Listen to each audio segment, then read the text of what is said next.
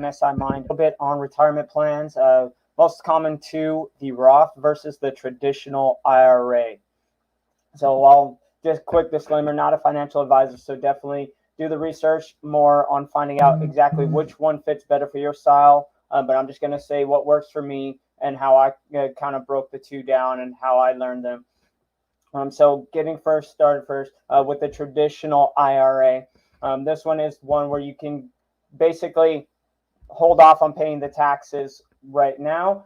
You can put money into it. It goes in pre-tax dollars. So then you pay the taxes when you actually take the money out later on when you're above 59 and a half. There are a couple other ways you can take money out of the IRAs, but you'll have to look at those different qualifications to get that money out. But basically you're deferring, it's tax deferred.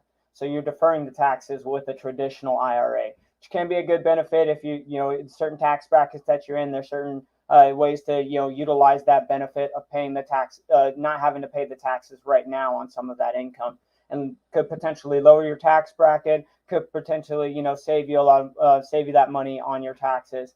But that's something that you'll have to research, see if it fits for you. The other option is the Roth IRA, which you are paying taxes up front. You're paying the taxes now to not be taxed later. Personally, I use the Roth IRA.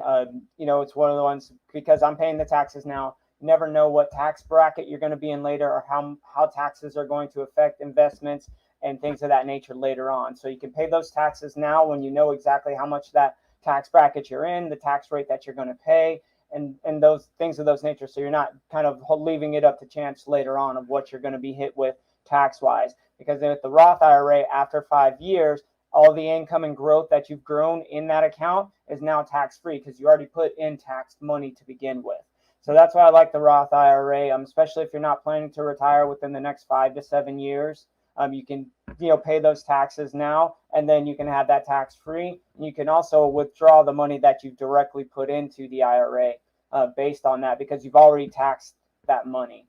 So those are kind of the benefits with the Roth IRA and the traditional IRA, but you just have to look and see which is a better fit for you and the timing, especially if you're closing into that retirement age. Saving on those taxes now, depending on how much you're paying in taxes, could be the kicker for you. I really don't mind too much with the tax bracket because a lot of my business takes away from the taxes that I have to pay as well. So you just have to look at your situation and see which is better. But I wanted to give those few key pointers on the differences so people have those. If you have any other questions, go ahead and leave them in the comments. We'll definitely have another topic coming up next month. Going to try to drop new topics each and every month, the first Friday. So here we are with today's topic with Roth versus traditional. So I hope you like this content. Hope to bring more for you. If you have any questions, leave them in the comments, and I'll definitely be making more and more videos.